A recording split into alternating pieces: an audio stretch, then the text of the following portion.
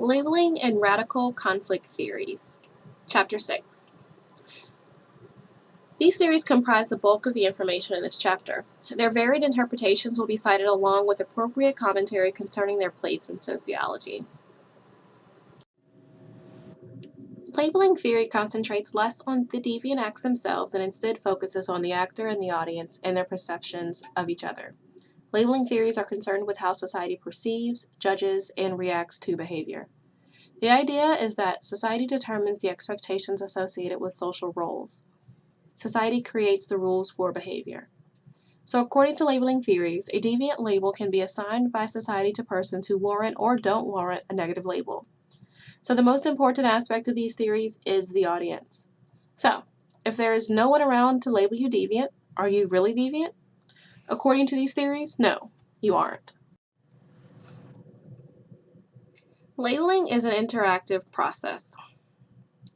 Howard Becker described labeling as this process with groups making rules and labeling deviant acts and deviant people by defining them as such.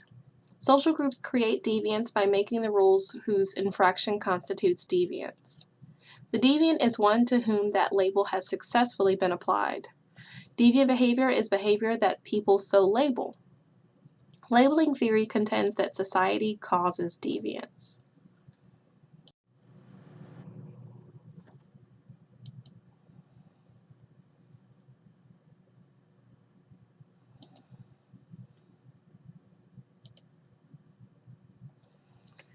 Sociological principles.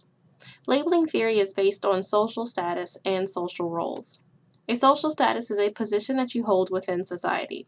You have several statuses: student, mother, son, athlete, employee, etc. Social roles are the expectations of behavior within those statuses.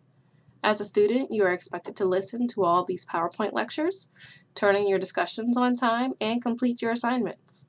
Your expectations or roles as a son or daughter may be to follow your parents' rules of behavior. Statuses and roles are the foundation of labeling theory. The labels applied to an individual or group of people vary depending on their status and roles within those statuses.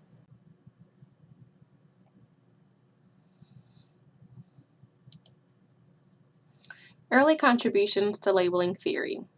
The labeling approach has its theoretical roots in some of the early ideas of psychologists such as Charles Horton Cooley and W.I. Thomas. Cooley observed that an individual's self-evaluation and self-identity are basically a reflection of one's perception of the other people's reactions to his or her conduct.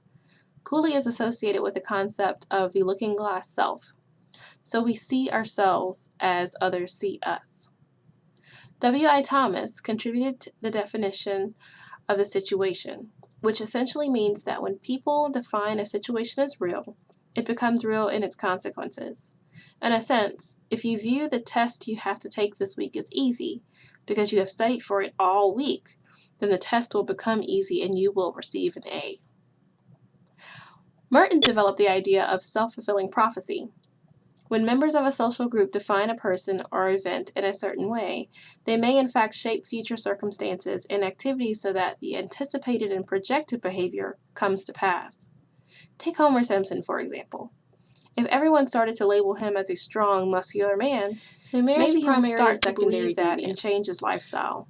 No more Duff beer, perhaps. The Murray's expansion of labeling theory was in his concern for individuals being labeled on future behavior. He makes explicit distinctions between two behavior steps in deviance. He called the first one primary deviation, and the second secondary deviation.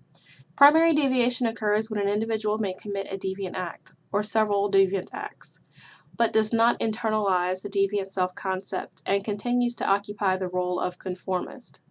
Secondary deviation occurs when an individual's self-concept is altered and the deviant role is personally assumed.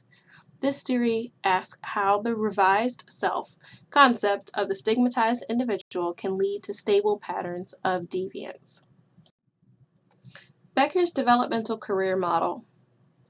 In this book, The Outsiders, 1963, Becker propounded the view that deviance, like beauty, exists in the eye of the beholder. No act is intrinsically deviant, but must be defined as such.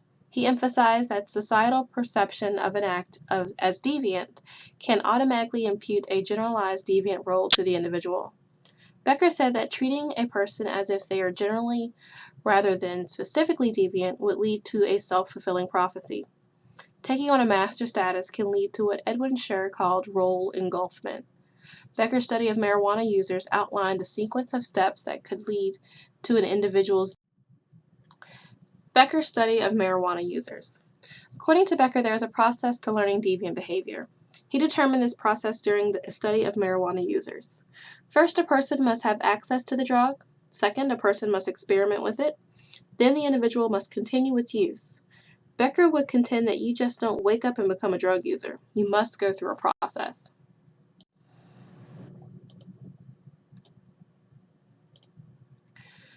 There are criticisms and limitations to labeling theory. Critics say the approach is limited because There are criticisms and limitations to labeling theory. Critics say that the approach is limited because it denies the existence of any reality apart from the process of social adjudication of deviance. Others challenge the depiction of social reaction as a force external to the passive actor. Some charge that labeling theory does not take into account the positive aspects of social reaction to a deviant. This has led to what some call shaming theory. Using this theory, judges might require juveniles to publicly acknowledge their wrongdoing and perhaps perform a somewhat degrading or humiliating public service to account for their deviance. Radical theory is an organized body of evidence and argument that dramatically departs from the more established and acceptable criminological theories. These theories focus on the generations of laws and legal institutions by affluent and potentially influential groups that discriminate against the underclass with a criminal label. Radical conflict theorists view crime and delinquency as labels for groups whose behavior disturbs those in charge of making the rules. The view of juvenile delinquency as a label that is selectively applied to specific individuals. Radical conflict theorists take a macro-sociological approach to delinquency by contending that the criminal or delinquent label comes from the conflicts between different social classes. The Marxian heritage.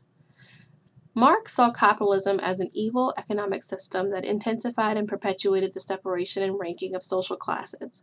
He contended that by virtue of their ownership and control of the means of production, the bourgeoisie or the capitalist class were able to maintain their power, materialistic and hedonistic lifestyle, and domination over disadvantaged proletariat, the working class. Marx pointed to a growing awareness and alienation among workers. Marx and Engels called for the revolutionary overthrow of capitalistic, political, economic, and social structures and the radical reorganization of society. Many theorists since have applied these concepts to delinquency. Quintessential reality of crime. Quintessential reality of crime and delinquency implies that crime and delinquency can be best understood in relation to how a society creates its criminal laws, defines crime and delinquency, and what practices it implements to control its citizens. Quinney distinguished between what he called the official reality of crime, which purports that law violations threaten social order and public safety, and the social reality of crime, which reflects the less visible definition that any act which threatens those in power is legally prohibited and considered criminal or delinquent. Quinney's theory is summarized in 6 propositions, including the official definition of crime, formulating definitions of crime, applying definitions of crime, how behavior patterns develop in relation to definitions of crime, constructing an ideology of crime, and constructing the social reality of crime. Quinney also outlined 2 broad categories of criminal activity: crimes of economic domination and repression, and crimes of accommodation and resistance. Greenberg's focus on adolescent frustration. David Greenberg made direct application of conflict and radical theory to juvenile delinquency by linking it to the high level of frustration experienced by many adolescents in a capitalist society. Greenberg identified several sources of frustration among adolescents, including lack of money, lack of respect, and lack of employment. Of course, what you see as being a success goal depends on how old you are, that is, where you are in the life course. Contributions of radical theories. A major contribution is that these theories call attention to the lack of power and resulting alienation experienced by young people. They also underscore the prejudice and discrimination experienced by youths who are members of racial and ethnic minorities. Also, they force more conventional criminologists and sociologists to consider alternative theoretical explanations for deviance. Criticisms and limitations of radical choice theories. One criticism of radical theories is that capitalism and socialism have much in common, and their dichotomous division into good and evil systems is not simple.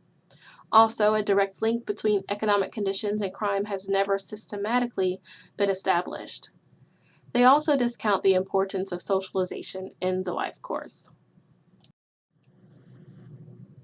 So, public knowledge of crime and delinquency and attitudes about them are derived in large part from the media. Media consumption is related to fear of crime and delinquency. The media create exaggerated public alarm over crime and delinquency, and by doing so create and foster fear in certain categories of people, such as those in the lower classes. The media help create moral panics or depictions of persons or groups as threats to societal values and social order. Click the link in the PowerPoint and listen to the story about the knockout game. Although this was a horrible act, your likelihood of being caught up in this type of event is very slim. Does the reporting make you afraid? Very afraid? All the text in these slides are quoted from the following. Thank you.